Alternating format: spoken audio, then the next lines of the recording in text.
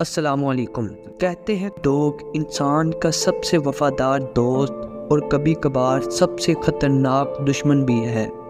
आज दुनिया में कुत्तों की 400 से भी ज़्यादा किस्में हैं। आपको जैसा भी कुत्ता चाहिए मिल जाएगा, छोटे से लेकर बड़े तक। और रंग रूप की तो बात ही छोड़ दीजिए, मासूम दिखने से लेकर ख़तरनाक दिखने तक हर कुत्ता इस दुनिया में पाया जाता है। और जो बात अब आप जानने वाले हैं, शायद इस पर आपको यकीन ना आए कि कुत्ते की शुरुआत कुदरत ने नहीं बल्कि इंसानों ने की थी। आज दुनिया में 1 अरब से भी ज़्यादा कुत्ते मौजूद हैं, लेकिन आज से 20,000 साल पहले इस दुनिया में कोई कुत्ता था ही नहीं। आखिर ये कुत्ते आए कहाँ से, ये कैसे बने? आइए चलते हैं आज से 15,000 साल पहले, जब कुत्ते नहीं हुआ करते थे। तब इंसानों ने नया ही साथ रहना शुरू किया था। वो अनाज पैदा करने और कपड़े बनाने जैसी कई नई चीज़ों को सीख रहे थे। और इन इंसानों के पास खाना होने की वजह से एक चीज़ इनके करीब आने लगी, और वो थे भेड़िए। और किसी इंसान ने एक ऐसा काम करने का सोचा जो अनजाने में कुत्तों की शुरुआत करने वाला था, और वो काम था हड्डी फेंकना।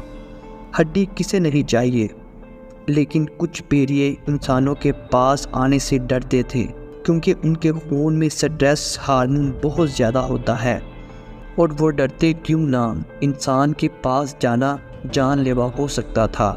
लेकिन किसी कुदरती वजह से कुछ भेड़ियों में ये स्ट्रेस हार्मोन थोड़ा कम था, जिसकी वजह से इन्हें इंसानों से इतना डर नहीं लगता था।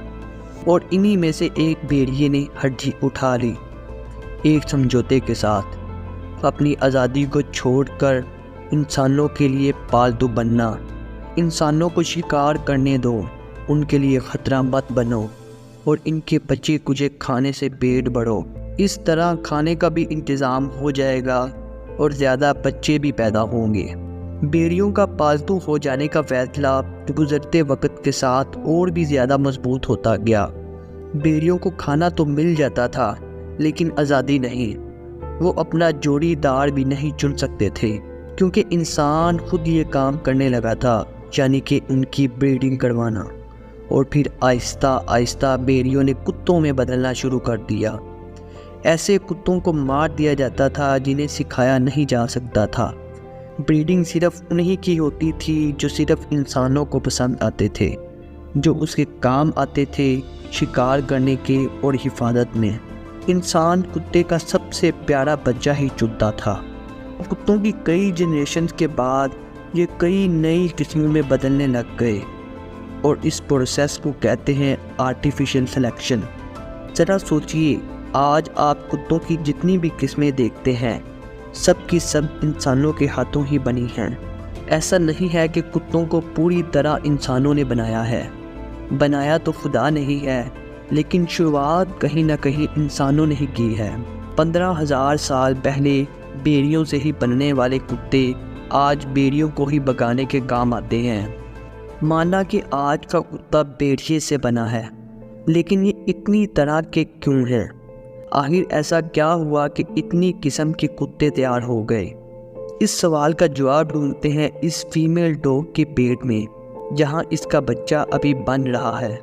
आइए और गहराई में स्टडी करते हैं। ये क्या, यहाँ तो डीएनए की कॉपी का काम हो रहा है।